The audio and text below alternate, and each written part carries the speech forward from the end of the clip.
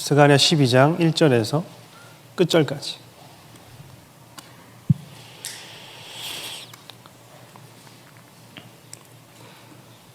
찾았습니까? 저 한 절 여러분 먼저 읽겠습니다. 저부터 읽겠습니다. 이스라엘에 관한 여호와의 경고의 말씀이라. 여호와 곧 하늘을 펴시며 땅의 터를 세우시며 사람 안에 심령을 지으시니가 이르시되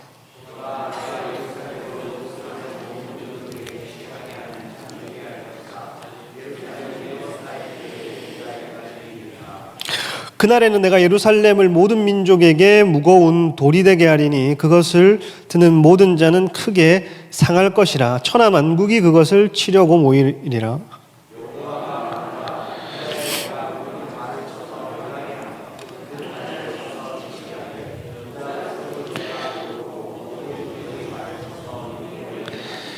유다의 우두머리들이 마음속에 이르기를 예루살렘 주민이 그들의 하나님 만군의 여호와로 말미암아 힘을 얻었다 할지라.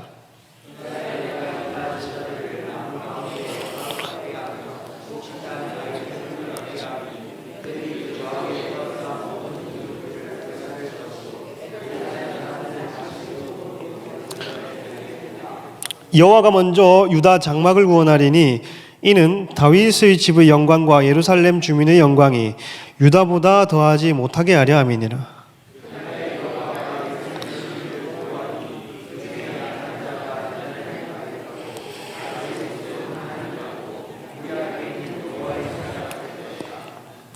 예루살렘을 치러 오는 이방 나라들을 그날에 내가 멸하기를 힘쓰리라.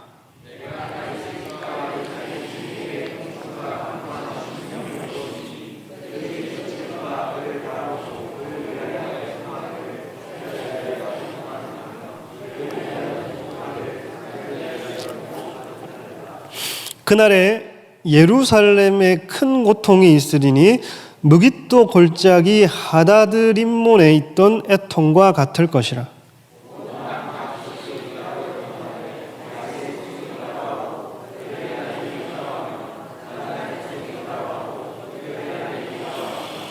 레위 족속이 따로하고 그들의 아내들이 따로하며 시므이의 족속이 따로하고 그들의 아내들이 따로하며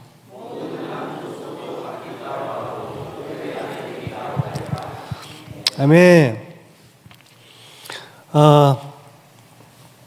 우리 한번 따라해 주시면 감사하겠습니다. 사람 안에, 다시 한번 사람 안에 심령을 지으신 하나님. 아멘. 저 여러분 속에 영을 주신 분이 우리 여호와 하나님이십니다. 그분이 저와 여러분의 생각을 변화시켰고 열방의 많은 강팍한 영혼들의 생각을 변화시키고 계시고 또 마지막에 이스라엘의 강팍함을 변화시키실 것이에요. 오늘 저와 여러분에게 여호와의 영이 다시 한번 방문하기를 축원합니다. 오늘 본문을 통해서 뭘 나누고 싶냐 하면 예수님 재림 직전에 마지막 때 이스라엘이 어떻게 돌아올 것인가, 마지막 때의 타임라인 안에서 스가랴가 예언하는 예수님 재림 직전에 있을 이스라엘의 상황에 대해서, 그래서 여러분 이스라엘에 대해서 관심이 있으셔야 됩니다. 이스라엘처럼 행동하라는 게 아니에요. 이스라엘에 대해서 관심을 있으라는 말은 이스라엘 사람처럼 뭘 뒤집어 쓰고 기도하고 그거 안 쓰고 기도해도 됩니다. 그건 자유지만 뭐 그거 쓰고 기도하고 뭐 혹시나 지킨다고 돼지기름 안 먹고 돼지고기 안 먹고 그 유대인처럼 그렇게 안 해도 됩니다. 건강을 위해서 하는 거야 하는 거지만 유대인의 관습을 따라 안 해도 된단 말이에요. 하지만 이스라엘을 중요하게 생각하라는 말은 뭐냐면 모든 하나님의 시간표의 정시를 가리키는 것은 이스라엘의 상황입니다. 마지막 때 이스라엘이 어떻게 되느냐, 이스라엘이 어떻게 변화를 입느냐에 대한 정확한 여러분이 성경적인 지식을 가지고 있으면 그렇게 되고 있구나, 마지막 때가 가깝구나, 타임라인이 여기까지 왔구나 라고 하는 인지를 하면서 이러한 말씀을 듣는 것만으로도 다소 어려운 부분이 있을 수 있으나 이스라엘이 어떻게 돌아올 것인가에 대한 말씀을 듣는 것만으로도 여러분 마음에 새겨지고 이것을 깨어 기도하는 사람들은 그걸 시간표를 정확하게 알게 됩니다. 그래서 개인의 신앙을 넘어서 개인의 기도 제목을 넘어서 이러한 본문을 마주할 때에는 열린 마음으로 지금 어디인가 그리고 앞으로 어떻게 되겠는가에 대한 어떤 그 수용하는 마음이 있어야 되고 또 저와 여러분 전하는 자와 듣는 자 가운데에 지혜와 계시의 영이 있어야 됩니다. 할렐루야. 제가 너무나도 하나님 입장에서는 쉬운 얘기를 개떡같이 풀어버리면 곤란한 일이에요. 그래서 저는 너무 쉽게 푸는데 여러분이 개떡 드시듯이 드시면 서로 간에 곤란한 일을 최대한 이 마지막 때의 타임라인에 대해서 좀 얘기를 하고 또 그 속속 그 이제 이스라엘의 구원 안에서는 하나님이 어떻게 사람의 심령을 변화시키는가 그건 또 우리가 또 개인적으로 가져갈 몫이 있겠죠. 근데 이런 부분들을 좀 보도록 하겠습니다. 한 구조를 좀 짜보면 뭐냐면 이스라엘의 육체적 구원이 1절에서 9절입니다. 참고로 스가랴 12장, 13장, 14장은 점진적으로 한 묶음 안에 있는 거예요. 그러니까 14장이 결론적으로 예수님께서 감람산에 두 발을 닿으시고 열방들을 심판하시고 하나님 나라를 이루시겠지만 12장이 점진적으로 이루어지면서 14장의 결론을 딱 짓는단 말입니다. 그러니 12장 따로 13장 따로 14장 따로 우리는 읽지만 이거를 하나로 보고 읽어야 됩니다. 그러면 9장에서 11장을 또 하나로 보고 읽어야 되고 그럼 12장을 보는 게 굉장히 중요하겠죠. 그 가운데 이 1절에서 9절까지는 이스라엘의 육체적인 구원을 얘기를 해요. 그리고 10절에서 끝절까지는 이스라엘의 영적인 구원에 대해서 얘기를 합니다. 마지막 때 이스라엘은요 어떠한 숱한 전쟁과 중동의 침략과 열강의 침략 속에서도 그들은 하나님이 눈동자처럼 그들을 보호하시고 육체적인 구원을 이루어 가실 겁니다. 패배가 없을 겁니다. 패배처럼 보이나 결국에는 주님께서 예루살렘에 입성하시고 다시 그 땅을 회복시키시고 천년왕국을 이루실 겁니다. 그럼에도 그럼과 동시에 육체적인 구원뿐만 아니라 저와 여러분과 같은 성령을 이스라엘의 민족적인 단위로 부어 주실 겁니다. 바울도 예언을 했잖아요. 그게 오늘 스가랴도 동일한 예언을 하고 있어요. 여기 보면 1절을 한번 읽어보도록 하겠습니다. 시작. 이스라엘에 관한 여호와의 경고의 말씀이라. 여호와 곧 펴시며 땅의 터를 세우시며. 이스라엘에 관한 여호와의 경고의 말씀이다라는 말이 마사라는 말인데 신탁, 어떤 부담의 말이란 말, 신탁, 하나님의 말씀이라는 겁니다. 한마디로 하나님의 말씀이다. 이것은 이스라엘에 대한, 여기 보면 정확하게 나와 있죠. 어디에 관한 여호와의 말씀이라고요? 영어로 정확하게 적혀 있는 거예요. 이스라엘에 관한 말씀이라고 분명하게 적혀 있습니다. 그래서 이스라엘에 관한 여호와의 말씀이다. 여호와 곧 하늘을 펴시며 땅의 터를 세우시며 이렇게 되어 있죠. 이 말은 무슨 말이냐? 우리 하나님은 창조주 하나님이신데 하늘을 펴시는 분이십니다. 땅을 지으신 분입니다. 그분이 어떻게 한다냐면 예수님 재림 이후에 새로운 땅을 우리에게 펴실 것입니다. 새로운 하늘을 우리에게 주실 것입니다. 그래서 이 12장, 13장, 14장 예수님 재림 이후에 하나님이 새로운 땅을 주시고 새로운 하늘을 펴실 분이시기 때문에 이제 내 백성과 이 세상이 소망을 두고 사는 이 하늘 아래 이 땅 모든 것들을 다 폐하여 버리고 새 하늘을 주시고 새 땅을 주실 분이 나라는 것을 정확하게 얘기하시기 위해 하늘을 펴시며 땅을 터를 세우시며 사람 안에 무엇을 지으신? 심령을 지으신. 여기서 심령은 뭐냐면 루아흐라고 되어 있어요. 영이라고 되어 있단 말입니다. 어떤 그 심정이 아니라는 말이에요. 감정이 아니라는 말입니다. 혼적인 영역이 아니라는 말이에요. 영을 지으신 하나님이라 얘기를 하고 있는 겁니다. 사람의 영을 만드시니까 누구인가? 하나님이에요. 근데 이스라엘의 전쟁을 얘기하고 마지막 때를 얘기를 하면서 첫 서두에 가장 중요한 얘기를 하는데 나는 영을 지으신 하나님이다 이렇게 얘기합니다. 왜냐하면 2절부터 풀어질 이스라엘에 관한 이 타임라인과 마지막 때에 관한 얘기들은 아주 영적인 얘기이고 영의 촉각을 곤두서지 않으면 이것은 깨어 알 수가 없는 부분입니다. 영을 지으신 이가 이르시되, 그러니 영이 있는 모든 자들이 이 경고의 말씀을 이스라엘에 관한 말씀이라고 들으라고 얘기를 하는 거예요. 보면 2절에 보면 읽어보겠습니다. 시작. 보라 내가 예루살렘으로 그 사면 모든 민족에게 취하게 하는 잔이 되게 할 것이라. 예루살렘이 에워싸일 때에, 자, 보라라는 말이 히브리어로 힌내라고 되어 있는데 히브리 사람들이 힌내라고 쓰는 이유는 뭐냐 하면 자, 봐라 이 말은 무언가를 어떤 주목시키기 위함이고 강조시키기 위해서 힌내 이 말을 씁니다. 그래서 봐라, 어떤 시선을 집중시키기 위한 감탄사인데 예루살렘에 관한 일이 매우 영적인 일이기 때문에 세상 사람들은 그냥 지금 중동의 전쟁, 휴전했다가 싸웠다가 지금 하고 있는 이 전쟁 배후에는 북한이 있고 러시아도 있고 중국 개입도 있고, 그리고 동쪽에는 이런 어떤 이 중국을 비롯한 이제 동쪽의 일본, 대만, 한국 사이에 있는 어떤 이런 전쟁 이런 것들도 다 여러분 전쟁은 하나님에 속해 있고 이런 전쟁 뒤에는 영적인 일이 반드시 숨어 있습니다.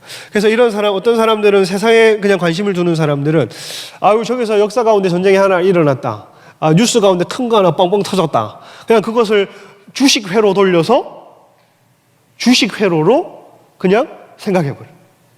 뭐 하나 큰 이슈가 나면 주식회로가 돌아가는 거예요. 영의 회로가 돌아가야 되는데 트럼프 뭐 하나 했다, 이틀 전인가 어젠가 비트코인이 아주 폭락을 했습니다. 할렐루야. 여기서 할렐루야 안 하는 사람들은 지금 애통하는 사람들이다 지금.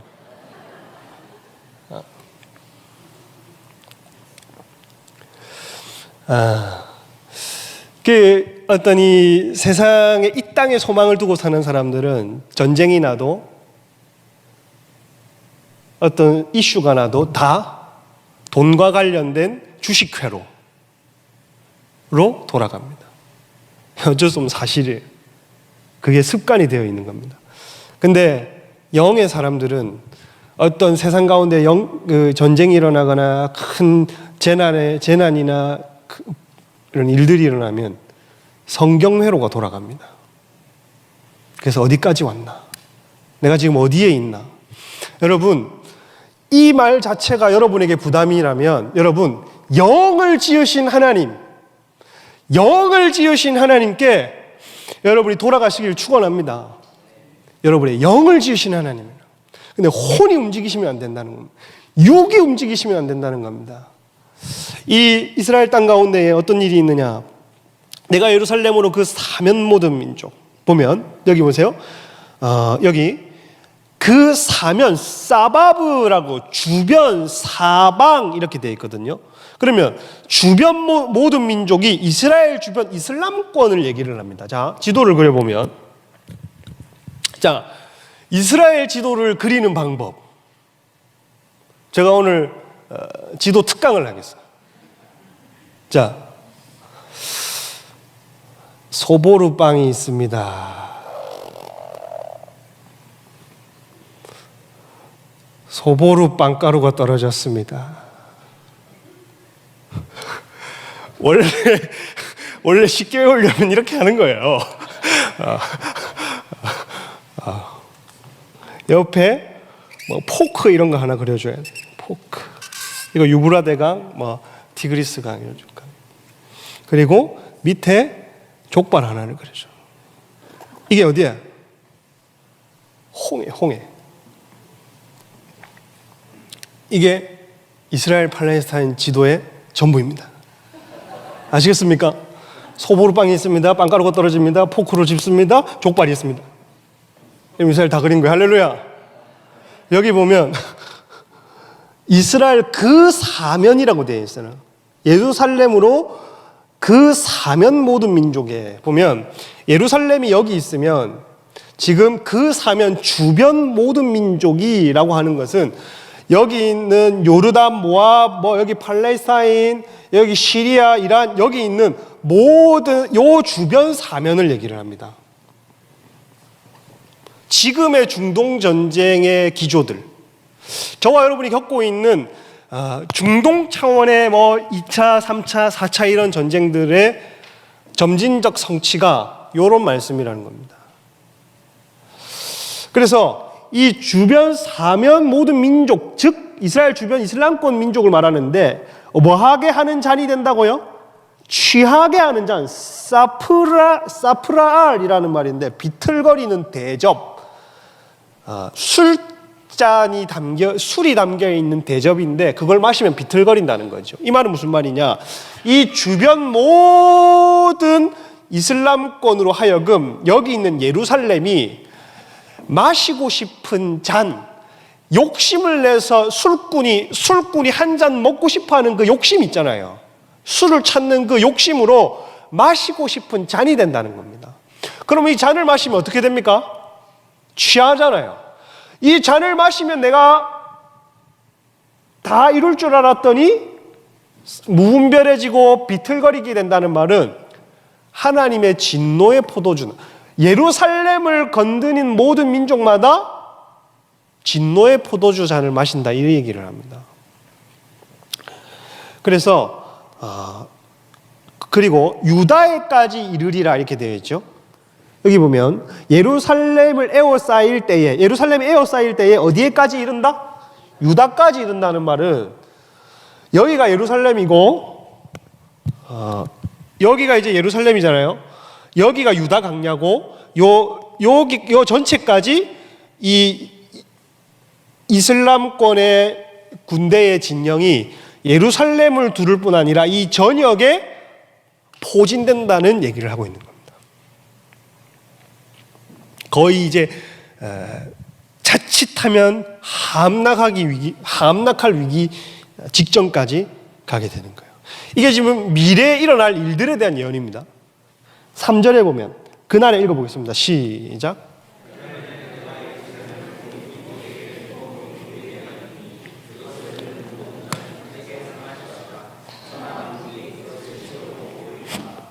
자, 봅시다. 3절에 보면 그날에 재림전 마지막 때를 말합니다. 모든 민족의 정관사 하가 붙었단 말이야. 그러면 그 모든 민족, 그러니까 즉 예루살렘 주변 이슬람 민족들을 얘기를 합니다. 다시 한번 풀어보면, 자, 그날에 마지막 때에 내가 예루살렘을 그 모든 민족, 이스라엘 주변의 팔레스타인 그 이슬람권 민족에게 뭐가 되게 한다고요? 무거운 돌이 되게 한다라고 되어 있어요.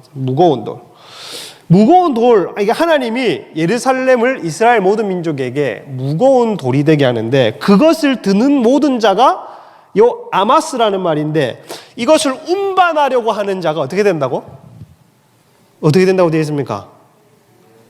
크게 상함을 당한다. 그러니까 예루살렘을 자기 것으로 취하려고 운반을 하려고 해도 할 수가 없고 침공을 해도 상하게 된다는 말입니다. 아무리 전쟁을 걸어도 상하게 된다는 거예요. 무거운 돌을 들고 상한다. 그러니까 무거운 돌을 들었는데 이런 거 들면, 이 돌이 이만해. 들면 저 같은 사람이 들면 상하는 게 일수입니다. 어디가 상해? 허리가 상해. 끊어진다. 그런 것처럼 이 예루살렘은 중동의 무거운 돌인데 여기가 이제 자기들의 제3의 메카잖아요. 모하마드가 승천했다 하고 걔네들도 아브라함의 어떤 그 민족을 따르기 때문에 이삭을 죽이고 이랬던 자리가 걔네들한테 중요하거든요.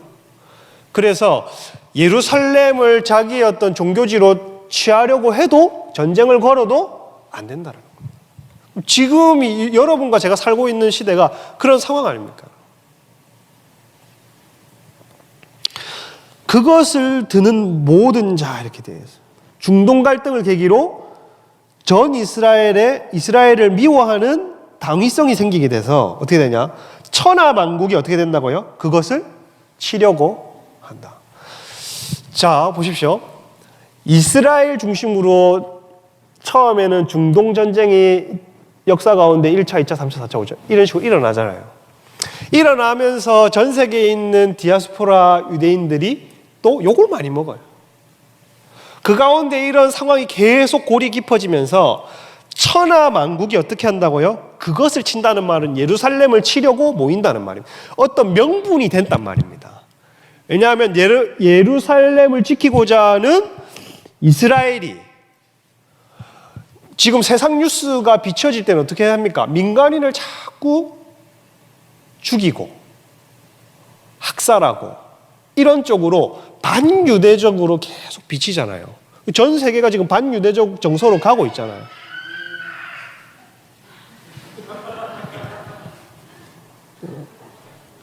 그렇습니다. 저기 아멘 뭐 이런 거죠. 네 말이 맞다. 뭐 이거는 단 한 번도 성취된 적이 없기 때문에 이거는 미래에 있을 일이 맞습니다. 저를 무슨 세대주의자로 보면 안 돼요. 맞는데 어떡하노? 어떻게 풀래 이거를? 이거를 교회 이스라엘에 대한 관한 말씀이라는데 어떻게 풀래 도대체? 자, 천하 만국이 그것들을 치려고 고의, 천하 만국이 히브리어로 고의거든요. 고의는 이방 나라를 얘기를 합니다. 그러니까 모든 이방 나라들이 계시록 16장, 19장처럼 예루살렘을 무기또로 집결해서 치는 것처럼 내나 그게 이거 아니에요. 모인다 이 얘기를 하는 겁니다. 4절에 읽어보겠습니다. 시작.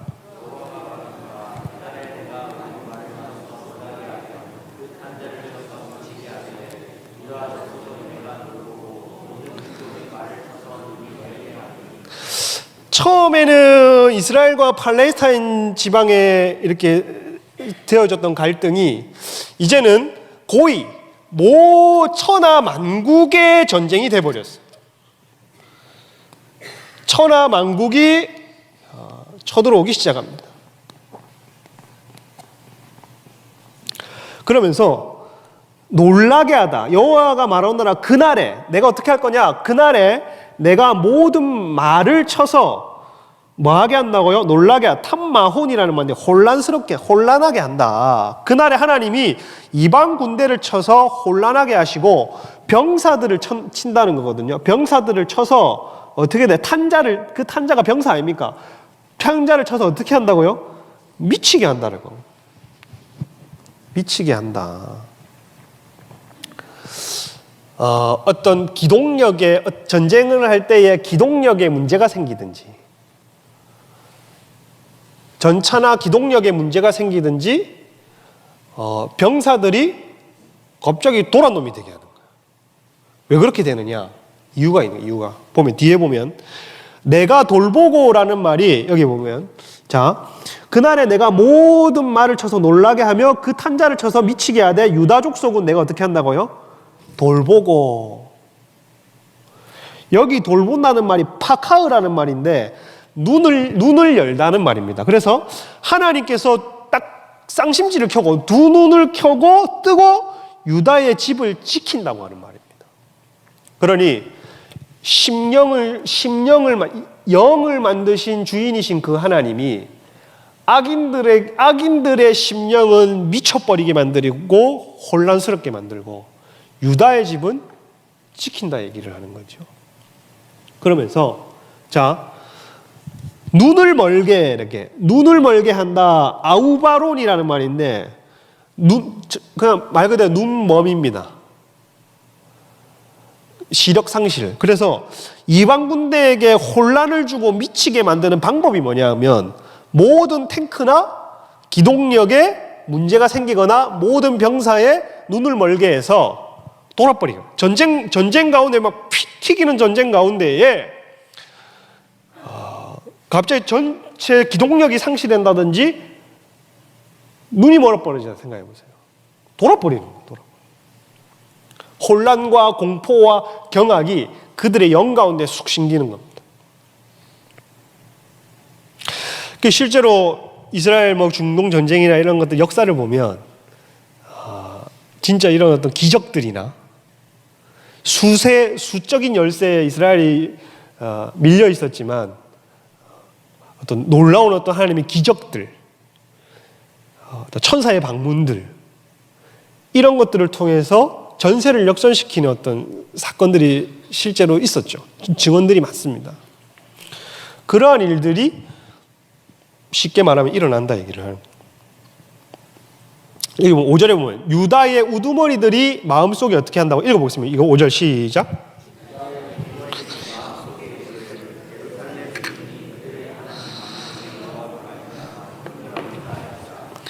유다의 장군들이 속으로 말한다. 뭐라고 하냐면 예루살렘 주민들이 그들의 하나님 만군의 여호와로 말미암아 뭐하였다? 힘을 얻었다. 여기 보면 유다의 우두머리들이 어떤 군대 지휘관이나 지도자, 장군들을 얘기를 합니다. 그래서 수적으로 열세이고 열강들이 지금 쳐들어와서 속수무책인데 놀라운 일들이 앞에 벌어진 거예요. 그러니 이 군대 장관이 속으로 얘기를 하기를, 지금 1절의 연속입니다, 여러분. 1절에 하나님이 뭘 만드신 분이다? 영을 만드신 분이다. 사람의 마음을 만지십니다, 여러분. 어떻게 얘기를 하느냐? 만군의 여호와, 히브리어 번역을 하면 이렇습니다. 만군의 여호와 안에서 내 힘을 얻었다라고 예루살렘 주민들이 고백을 할 것이다, 할지라, 이렇게. 군대에 능한 군대 지휘관 장군이 보기에 절대 이길 수 없는 전쟁으로 치닫고 있는 상황인데, 진짜 이게 하나님의 심판인 게 뭐냐면, 자기들의 힘은 없지만 놀라운 어떤 일들이 갑자기 툭툭 벌어지면서 이스라엘 전쟁의 빠삭한 장군이 속으로 얘기를 하기를, 하나님이 우리의 힘이 되어 주시고 내 힘을 하나님께 얻었다, 이렇게 얘기를 합니다. 여러분, 저와 여러분의 힘이 하나님이십니다. 할렐루야. 그러니까 이 마음의 변화, 마음의 역사를 일으키시는 하나님이 이 장군 마음 가운데에, 이 지도자 마음 가운데에 만군의 여호와 안에서 이들이 내 힘을 얻었다라고 고백할 거라는, 속으로 그런 마음이, 신앙적인 생각이 막 떠오른다는 거예요. 마음이 딱 떠오른다는 겁니다. 그러니 이런 어떤 전 세계적인 전쟁 가운데에 한 개인의 마음을 비추고 있잖아요. 개인의 마음이 뭐라고? 전 세계적인 전쟁에서 한 사람의 마음을 지금 딱 하이라이트를 하고 있다니까요. 왜 이 사람 이름도 안 나오고 아무것도 아닌 사람인데 그 한 사람의 마음을 읽어서 성경 구절에 박아놨습니다. 왜냐하면 마지막 때를 살아가야 하는 우리는, 물론 세상 돌아가고 이스라엘이 어떻게 될 것인가 거기에 대한 정보를 알고 깨어 있어야 되겠지만 개인의 마음의 변화를 받아야 된다는 것이고, 또한 여호와가 어떠한 상황 가운데서도 우리의 힘이라고 하는 것을 믿어야 하는 것입니다. 그래서 이 사람에게 그 속마음을 하나님이 적어 놓으신 거예요. 위대한 위인이 아니에요. 어떠한 선지자의 말이 아닙니다. 어떠한 사도의 말도 아니에요. 그냥 유대인 중에 한 사람의 속마음을 여기 적어 놓으셔서 여호와 안에서 내가 힘을 얻었다 할 것이다.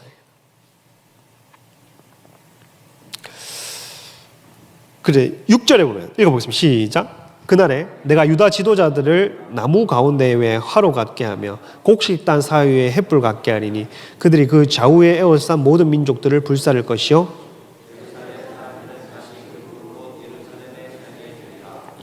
보세요. 그날에 내가 유다 지도자들 나무 가운데의 화로, 그러니까 이게 그냥 화로가 아니라 그 용광로 같은 화로를 얘기를 하거든요. 이 용광로 같은 화로가 나무 사이에 있으면 이게 어떻게 될까요, 여러분? 그냥 순식간에 태워지고, 여기 보면 곡식단 사이에 횃불이 있으면 어떻게 됩니까?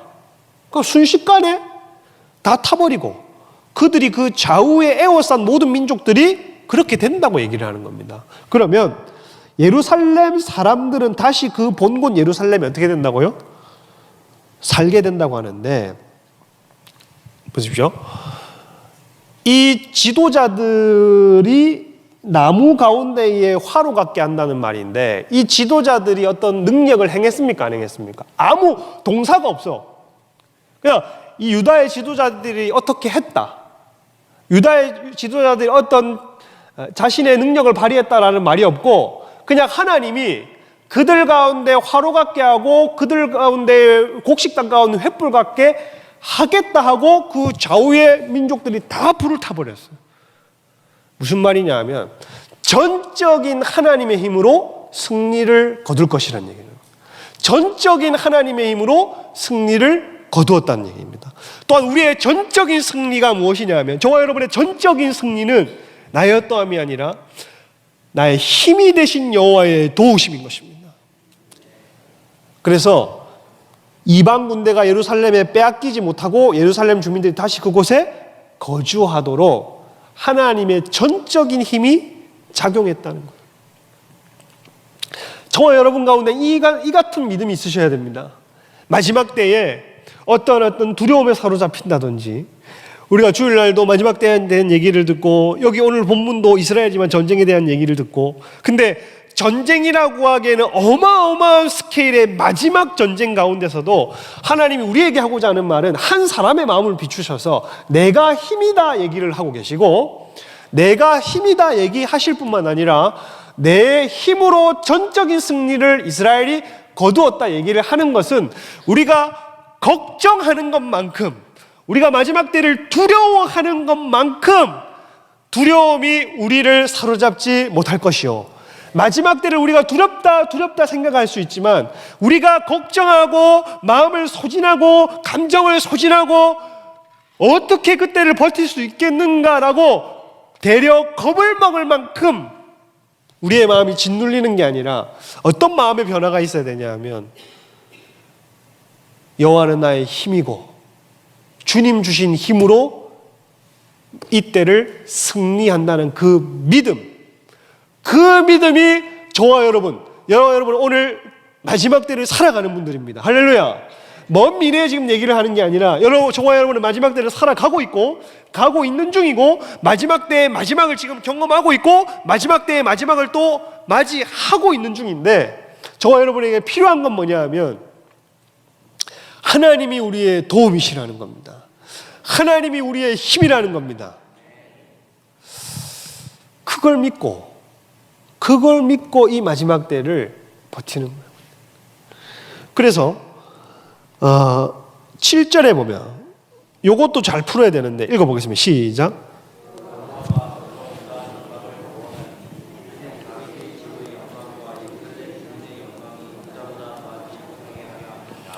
이게 굉장히 구분이 필요합니다.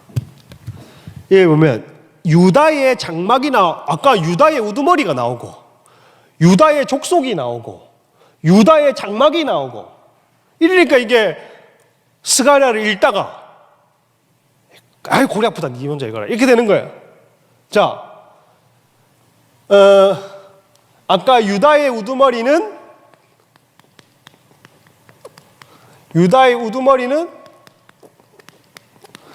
뭐 군대 지휘관, 군대 장군이나 지도자를 이것은 히브리어가 아닙니다. 그리고 여기 보면 우리가 한번 다 그려봅시다. 유다의 뭐가 나옵니까? 여기는 7절에 유다의 장막,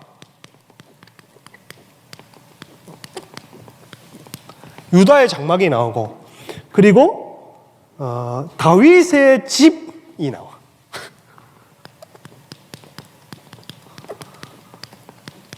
아, 목사님, 그거 우리가 다 통일하면 안 돼요. 안 됩니다. 그리고 예루살렘 주민이 나와.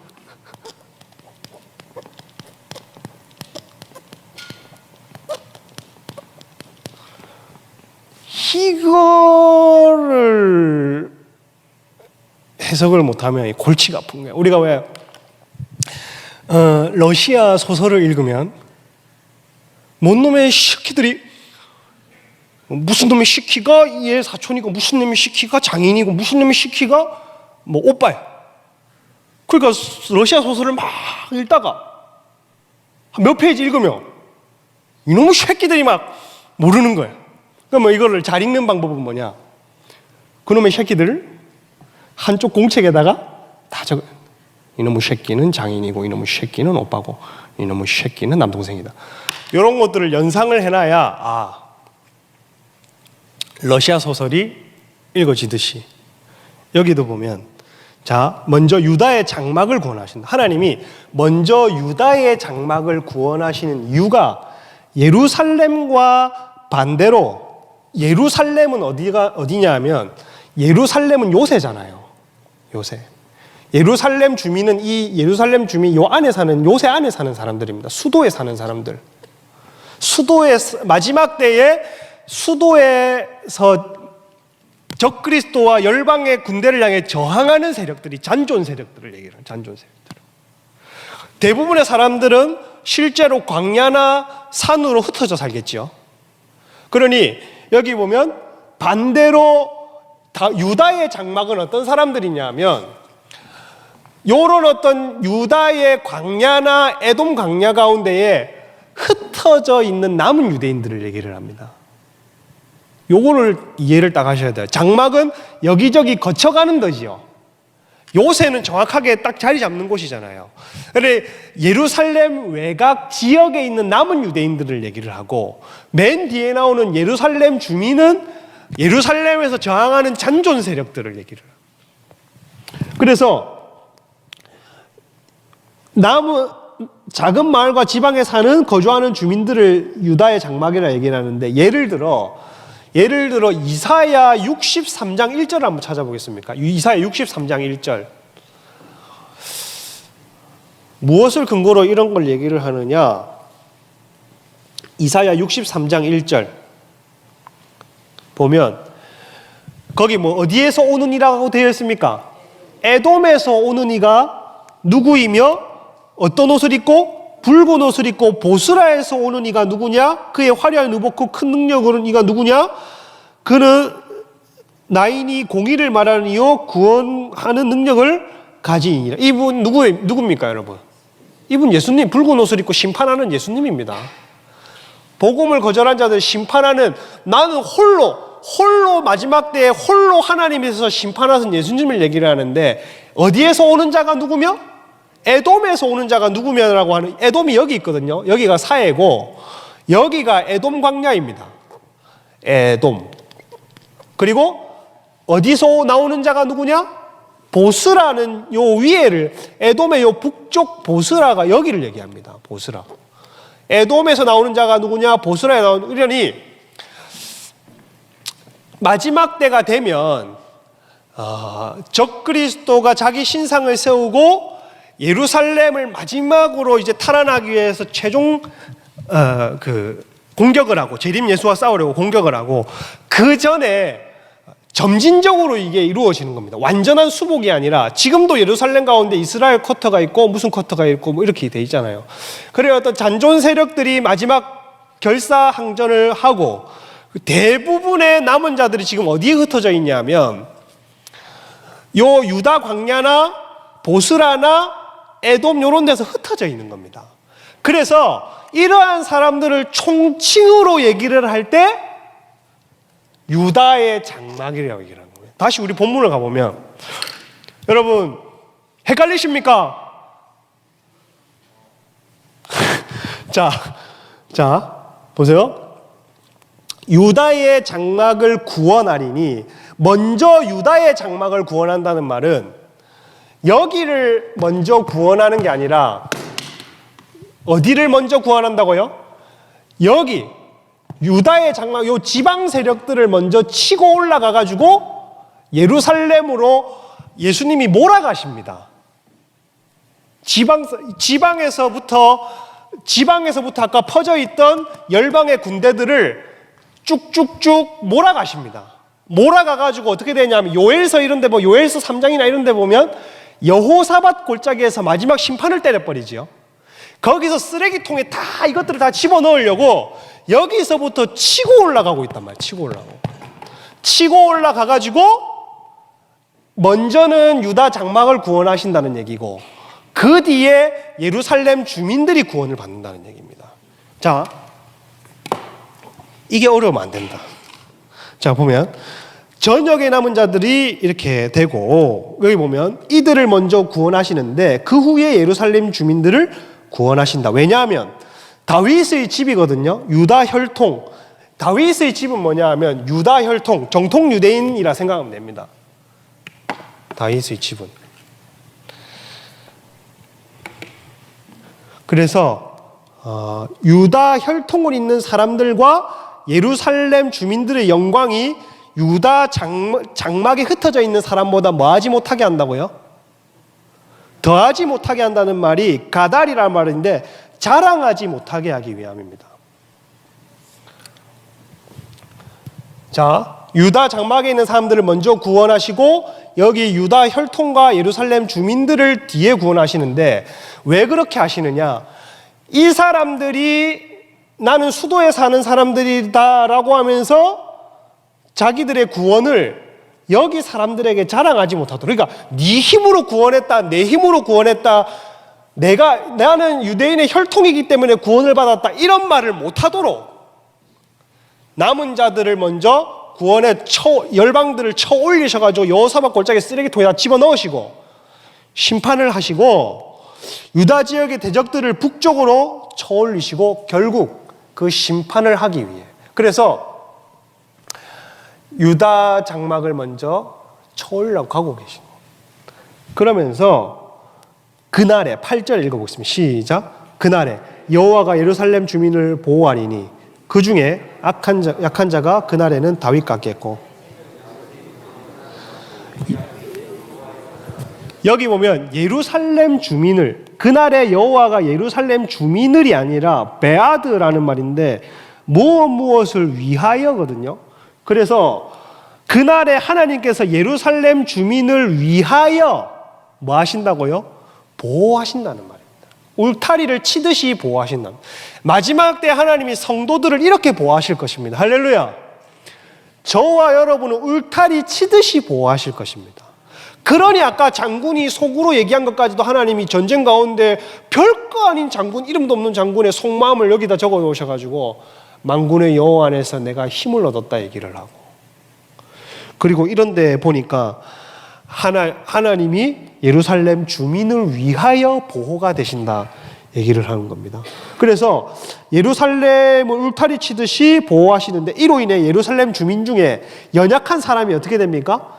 다윗처럼 강력해지고, 다윗의 족속이 나오는데 베이트 다윗, 다윗의 집, 그러니까 다윗 혈통의 지도층을 얘기를 합니다. 이 사람들은 다윗 혈통 중에서도 여기가 이제 유다 혈통이 있는 사람들이고 여기는 좀 지도층이 있겠죠. 왕가나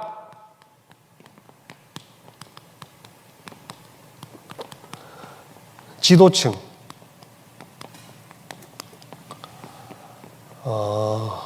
이거는 평민이나 지방에 남은 자.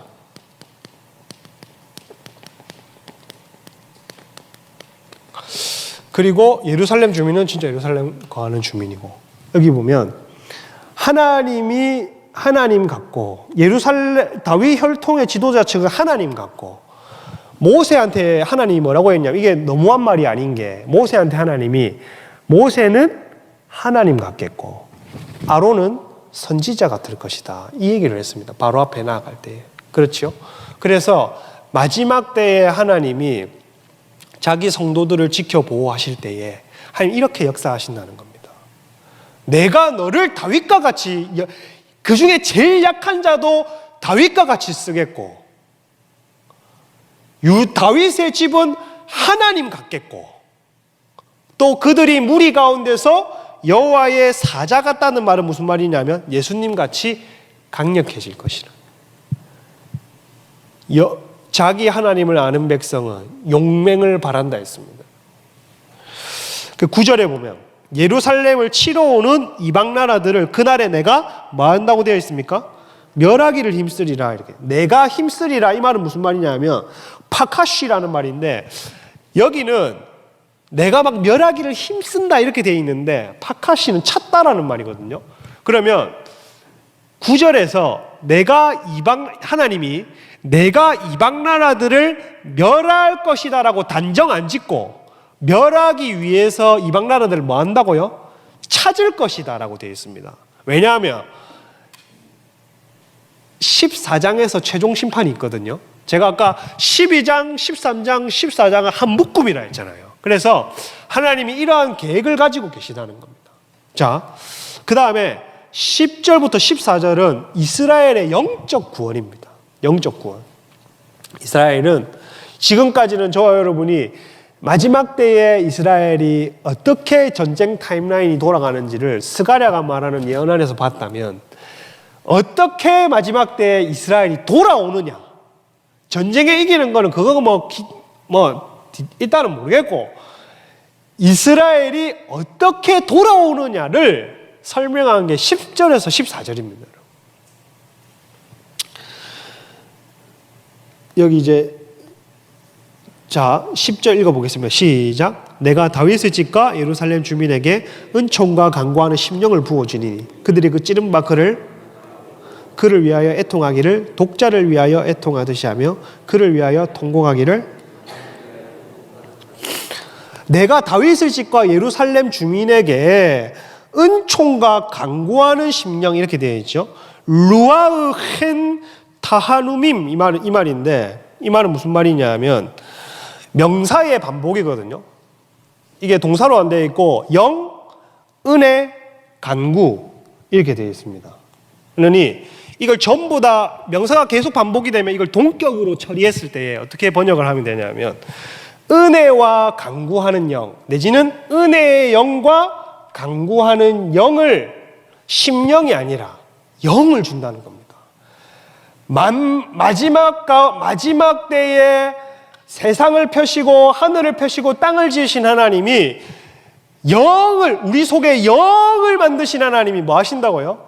은혜의 영과 간구하는 영을 부어준다는 말이 히브리어로 쏟아 부어준다는 얘기입니다. 쏟아 부어주리니. 할렐루야. 마지막 때는 우리 힘으로 이기는 게 아닙니다, 여러분. 여호와께서 우리에게 영을 쏟아 부어 주실 것입니다. 할렐루야. 저희가 구하는 건 뭐냐면 하나님 성령으로 채워주십시오.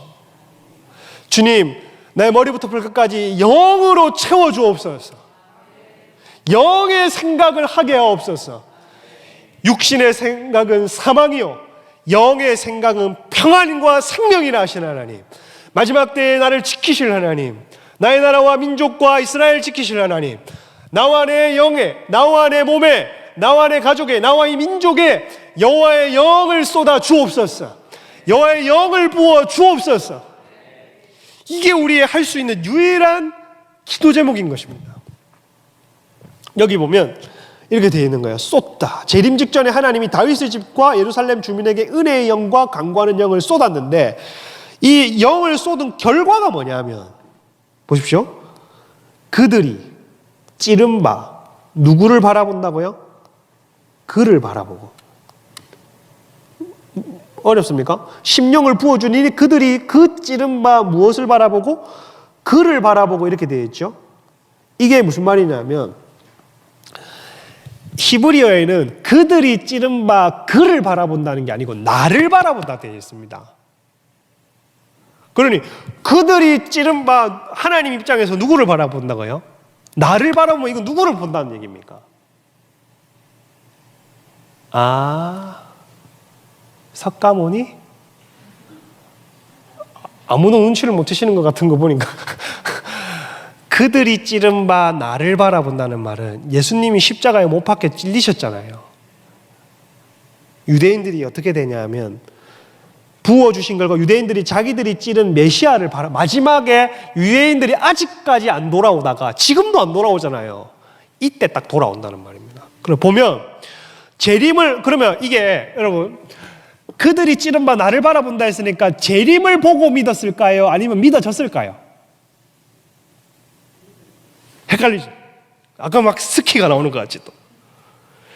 재림을 보고 믿었을까요? 믿어졌을까요? 헷갈리죠? 재림을 보고 믿은 게 아닙니다. 여러분. 왜냐하면 앞에 뭘 부어주셨습니까? 은혜의 영과 하나님을 다시 찾는 강구하는 영을 부어주셨는데 뭘 보고 믿어요? 영을 부어주시는 것은 영으로, 영에게, 영 안에서 믿음의 선물을 주시는 것입니다. 저와 여러분이 믿은 똑같은 믿음을 유대인에게 마지막 때에 주신다는 겁니다. 그러면 바라본 것이기 때문에, 영이 부어진 이후에 바라본 것이기 때문에 믿음이 생긴 겁니다.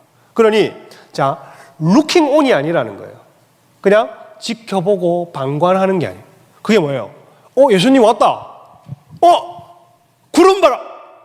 아이, 흰말. 예수님. 이게 아니라니까. 이것 때문에 믿은 게 아니라니까요. 어떤 사람들 생각할 때 이렇게 믿었다 생각을 합니다. 와, 진짜네. 이건 신기하지 눈물 안 나온다네. 그러면 looking on이 아니라 look to라는 말이에요.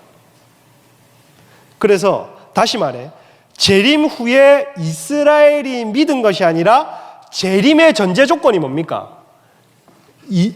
이방인의 충만한 수가 차고 이스라엘에 뭐하는 자가 돌아오면, 남은 자가 돌아오면 예수님 재림한다 했기 때문에 이것과도 맞는 겁니다. 그러니 하나님이 우리 가운데 영을 부어주시고 은혜와 자비의 영을 부어주시고 강구하는 심령을 부어주셔서 하나님을 찾게 하시고 하나님이 자기의 백성들이 하나님을 찾는다는 것들을 아셨을 때에 그 이후에 주님이 가자 하고 재림을 하는 겁니다. 이스라엘이 나를 드디어 찾네. 그러니 여러분, 이방인 우리도 이때에 하나님을 찾으셔야 됩니다.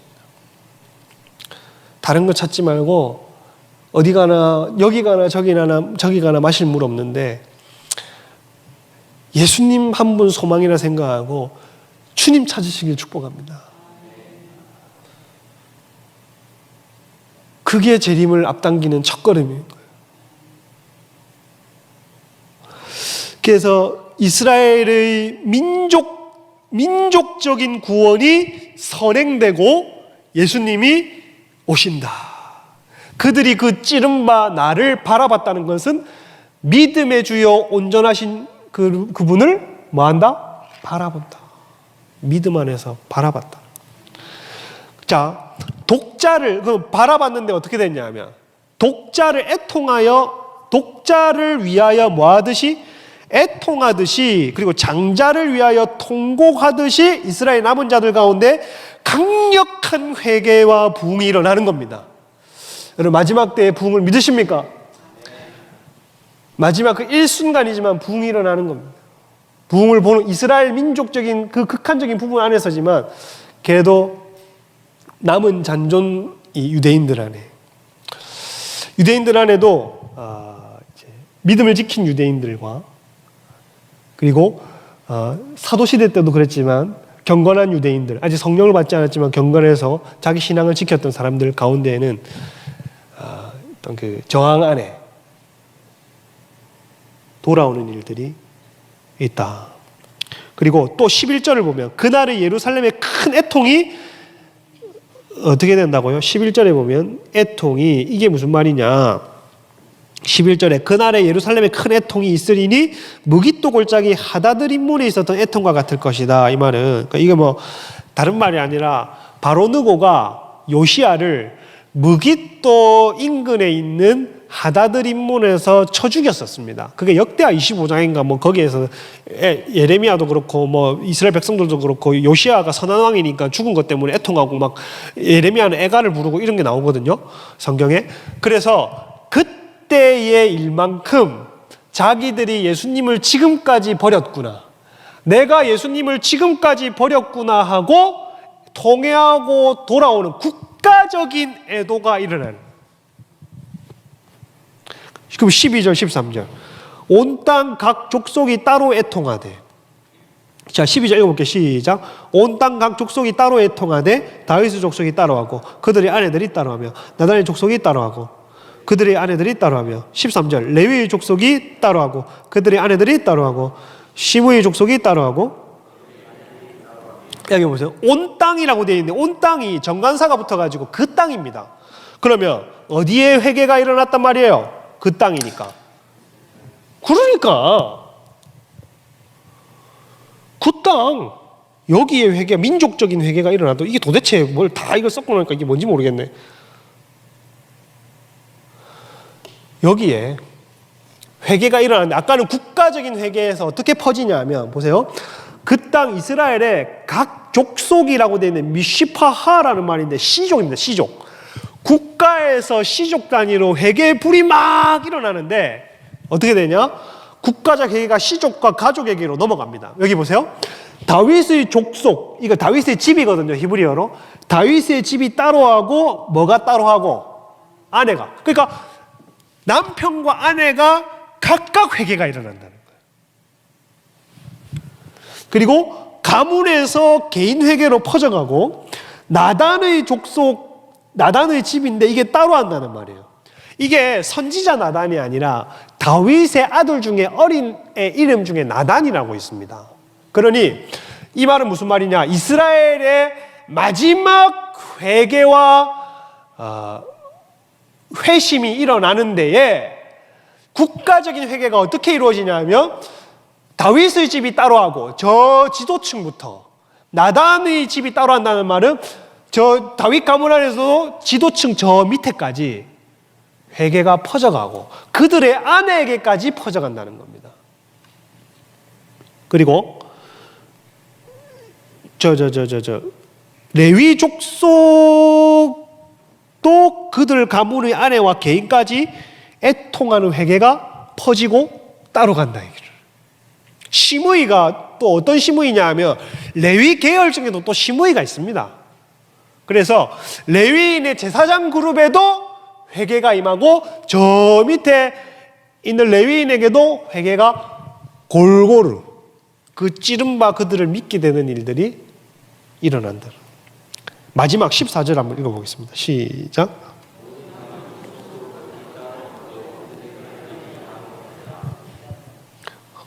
온통 따로죠.